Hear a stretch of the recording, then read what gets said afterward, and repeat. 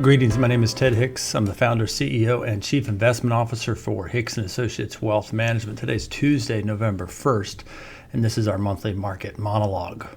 Before going any further, I want to stop and pause real quick to encourage you to make sure that you are subscribed to our YouTube channel. So on YouTube, right below this video, you should see a button that says subscribe. So if you're watching this video on your mobile device, just turn your phone sideways and you should see the subscribe button right below the video. If you're watching on a computer, same thing. Just scroll up a little bit right below the video. You should see the subscribe button. If you have any questions, by all means, feel free to reach out to me and my team. Naturally, we want to make sure that everybody gets subscribed so you get the latest content. That said, we do post the monthly market monologue. That tends to be our longest video, and then usually every week we will post a shorter video, and every video is not about the stock market. We try to post other content, like recently we were talking about updates to Social Security and updates to tax brackets to try to keep everybody informed. We certainly hope that you find these videos helpful. We'd love it if you would leave us a comment or send us an email, let us know your thoughts.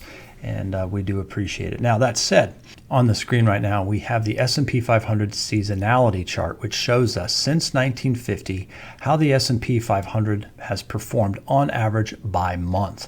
On the right-hand side, we find October, and we see this blue dot at the top, which represents October 2022. So October 2022 was far better than the average month of October. More good news is that we are now in November. November is, by historical standards, the best month in the calendar year. That obviously, there's no promises that November 2022 will be the best month of this calendar year, but it's at least good news that we are entering a seasonably strong period for the stock market. So we just said that by historical standards, the month of October this year was well above the average October performance. What does that mean? Well, on the screen right now is the S&P 500 in a monthly candle chart. So every candle on the screen represents a month in time. And what I'm hoping we're going to show you is that this strong month of October means absolutely nothing. Take a look on the right-hand side. We see over here, this is the month of July. June was a very bad month. That's a black candle. Black candles go down, white candles go up. So black candles going down. The month of June was very, very bad. July was very, very good. Hey, we're out of the woods. No, we're not. And you see the month of August, and then we see the month of September. And then we have this month of October, which was, again, was a great month, and nice to know that we're moving into a seasonably strong period of year. But that doesn't mean that we're out of the woods by any stretch of the imagination. Having said that, let's get an update in terms of where 2022 stands in relation to history. On the screen now is the S&P 500. Every line represents a different calendar year since 1976. The bold red line is the current year. So 2022 is right here. That's where we stand year to date in relation to the rest of the years since 1976. There's only 2 years, 2002 and 2008, that were worse than this calendar year. So let's look at a high-level overview of what's transpired in the stock market over the last couple of years. We'll switch and talk about what's happened in the broad markets today, and then the big event that's happening today and tomorrow. And then we're going to wrap up by looking at some economic data points. So on the screen now is the S&P 500 since 2020. On the left-hand side, we see the big COVID correction, a very quick drop, a very quick recovery, which is abnormal. And both the speed of the drop and the speed of the recovery are very abnormal by historic standards. We see the stock market rising through 2021, and then obviously this year we have seen this bear market, very volatile year that we have seen. So let's switch now and talk about what's happening right now. Now we've got the SPY ETF. So you can't invest directly in an index. That's why we're looking at SPY, because that is something you could invest in. And this is also a live chart. So on the left-hand side or the right-hand side, you might see the numbers are moving. That's because I'm filming this during market hours. What we're seeing is the candle for Friday. This is Friday, October 28th, was a very good day in the stock market. Yesterday was Monday, October 31st, and we would say that neither the bulls nor the bears won yesterday. It was a day of indecision. Today, the market is trading down. I've switched my candles. I guess this is the way that I decorate for Christmas, by changing my candles into red and green. So today the market is trading down, and I would contend that is because of what's happening today and tomorrow. Chairman Powell and the Federal Open Market Committee are meeting, and they will be announcing whether or not they're going to raise the interest rates again. And we're going to talk about that in just a minute. So generally speaking, as we're approaching a big Fed announcement, the market kind of pauses. Everybody's waiting with bated breath, if you will, to see what the Federal Reserve is going to do. And so that is why I suspect we're trading a little bit down today. I believe I said I was going to give you some good news. Let me show you some good news. This, again, on the top is the S&P 500, and on the bottom I have a chart of the new 52-week highs. And what I'm trying to show you here is that this is August 15th, okay, which coincides with this candle up here. And then from that period over to what's happening here recently, this is now Friday, we have an increase or a rise in the number of stocks that are hitting new 52-week highs. That is good news. Now, granted, the percent of stocks that are hitting new highs is pretty low, which makes sense given the overall environment. But the fact that more and more stocks are starting to hit 52-week highs, that's actually very good news. But here's the caution. The caution, of course, is the fact that in July to August, we also saw an increase in the numbers of stocks that were hitting the 52-week highs. And so we see this trend was very good, but we also see that that trend didn't last. So it's good news when we see a positive trend and more stocks making 52-week highs. But again, it's just one data point. It's encouraging, but it doesn't allow us to draw any firm conclusions. We're going to pivot now and focus on the economy and some of the economic data that we see. And unfortunately, we are going to continue to highlight some of the reasons why we are concerned about the economic climate in which we find ourselves. That said, first, good news. Good news is third quarter GDP came in, and we have third quarter GDP at positive 2.6%. However, that is following two negative quarters in a row. Negative first quarter, negative second quarter, and the textbook that I had in college says 2 consecutive quarters of negative GDP equals a recession. So that is your textbook definition of a recession. There's some debate about whether or not we were in a recession, or if we are in a recession. At a minimum, I would contend that we are in a stagflationary environment. As I mentioned earlier, the Federal Open Market Committee is meeting today and tomorrow, and they will be announcing whether or not they're going to raise the federal funds rate again. However, we're also looking to see the language that they use for forward guidance. Are we expecting them to continue raising rates, or are they going to pivot and perhaps pause their rate increases? So we'll see what they say. However, on the screen now is that federal funds rate, and you can see the rate at which we have climbed and where that relates historically. So I was just talking last night as we were trick-or-treating with some friends, and the friend made a comment about the high interest rate environment. Well, historically, we're not in a high interest rate environment yet. We have just become spoiled over the last decade and a half of very low interest rates. So we're not in a high interest rate environment yet, but there is certainly the possibility that we will get there. I mentioned that we're going to talk a little bit about some of the reasons why we are concerned about the economic data that we see.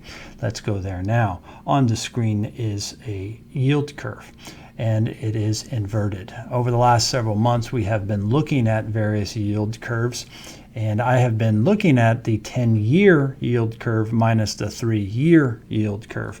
However, just this past weekend, I went back and I looked at Dr. Cam Harvey's research. Dr. Campbell Harvey is now teaching at the Fuqua School of Business over at Duke University. Well, it was his dissertation in 1986 that really brought this yield curve research to light. He's arguably the one that discovered the predictability, if you will, of the yield curve inversion. And his research specifically talks about the 10-year yield minus the 3-month yield. And so that's what's on the screen. And we see that it has not inverted until here just recently. And so this inversion is really when the 10-year yield minus the 3-month yield goes negative. And right now it is barely negative, but it is indeed negative.